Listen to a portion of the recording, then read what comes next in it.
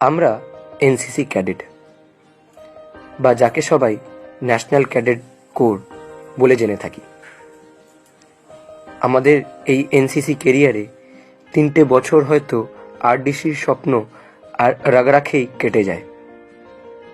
আমাদের মধ্যে থেকে যারা আরডিসি যেতে পারি না, তাদের শুধু একটাই স্বপ্ন থেকে যায়, এলআরডিসি বা লোকাল রিপাবলিক ডে ক্যাম্প। তারপর আর কি, চলতে থাকে প্রশিক্ষণ বা প্র্যাকটিস।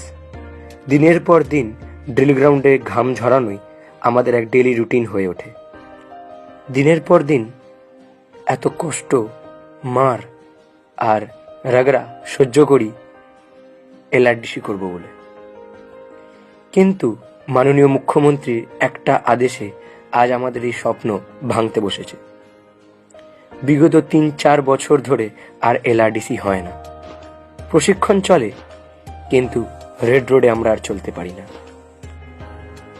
যেখানে আমাদের সেকেন্ড লাইন অফ ডিফেন্স বলা হয়ে থাকে, আমরা যেখানে রাজপথ বা এখন যাকে কর্তব্য পথ বলে জানা হয়, সেখানে চলতে পারি। সেই জায়গায় রেড রোডে কেন চলতে পারি না?